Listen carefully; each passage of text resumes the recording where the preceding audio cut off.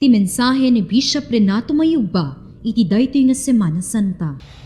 Naimbanggal daw tayo amin gagayam ken kakabsat ko kanaputi ng Yesu Kristo. Ada tayo ti tiyempo ti Kwaresma, Lent. Ti tiyempo ti Kwaresma, iso ti tiyempo ti panagsagsagana tayo para iti panagrambak tayo ti nakadadaegan nga fiesta ti simbahan. Ti panagrambak tayo iti panakaisalakan tayo babaen ti panagtutuok, ipapatay, ken panagungan ni Apo ting Yesu Kristo. Nga reta nga misteryo intay ipangpangruna nga rambakan daytoy tiyempo ti Kwaresma are two parts garod.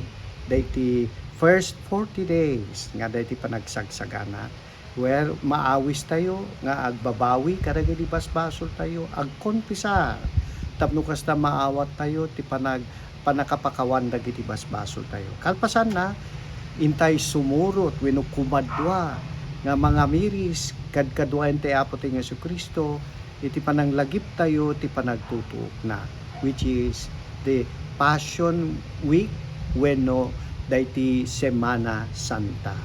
Ket dayta nga Semana Santa isunton ti pananglagip tayo garod dayti panagtutuok na intay pay lagipen dayti maudi a pangrabiina wenno Last Supper intay sumurot ken kuana intay agrukbab iti nasantuan na krus na iti Biyernes Santo ken iti Domingo Resurrection intay matbigbigan nga nagbalaygi ni Apo ting Jesu Kristo ken ipatay.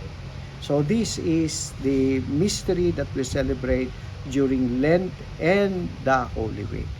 Ket iyawis ko karon kadatay amin gagayem ken kakabsat na sumurot tayo kadagiti rituales iti simbahan.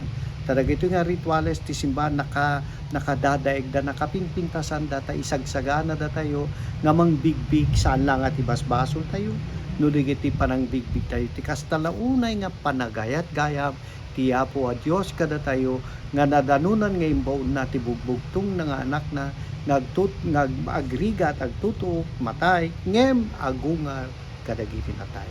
Ala gagayem ken kakabsat agbaling kumanggarug nga nasantuan dahito nga Kwaresma ken Semana Santa.